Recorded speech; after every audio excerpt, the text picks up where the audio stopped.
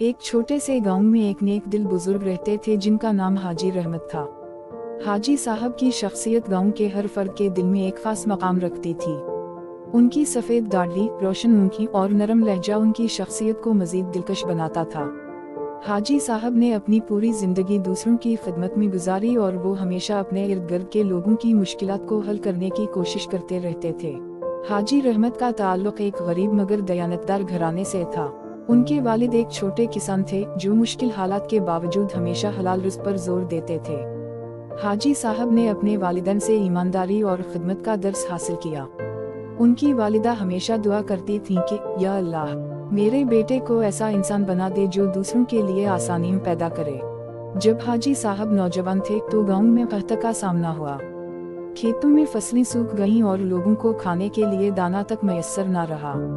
हाजी साहब ने अपनी जुमा पूंजी गांव के लोगों के लिए वक्फ कर दी। इन्होंने न सिर्फ अपनी जमीन पर उगने वाले अनाज को लोगों में बांटा बल्कि शहर जाकर कर्ज लेकर जरूरतमंदों की मदद की। एक दफा गांव के एक जमींदार ने हाजी साहब को अपनी जमीन बेचने की पेशकश की ताकि वो इस पर एक बड़ी फैक्ट्री बना सके, लेकिन हाजी साहब ने इनकार कर दिया और कहा, ये जमीन मेरे लिए सिर्फ एक जरिया नहीं बल्कि उन तमाम किसानों की रोजी रोटी है जो यहाँ मेहनत करते हैं। मैं इसे बेचकर उनके ख्वाब नहीं छीन सकता। हाजी साहब बच्चों की तालीम पर खास जोर देते थे। इन्होंने अपनी जुमा शुदा रकम से गांव में एक छोटा सा मदरसा कायम किया जहां वो खुद भी पढ़ाते थे। उनकी कोशिशों की बदौलत कई बच्चे तालीम हासिल करके शहर जाकर कामयाब जिंदगी गुजारने लगे। वो हमेशा कहते, तालीम वो रोशनी है जो अंधेरे को खत्म कर देती है। हाजी साहब की सखावत की बेशुमार मिसालें थीं।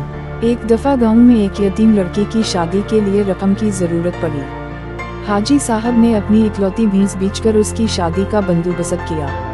जब किसी ने उनसे पूछा कि इन्होंने अपना सब कुछ क्यों दे दिया तो वो मुस्कुराते हुए बोले, मेरे माल में बरकत उसी वक्त आएगी जब ये किसी की मदद के काम आए। जिंदगी के आखिरी अय्याम में भी हाजी साहब गांव के लिए फिक्रमंद रहते थे।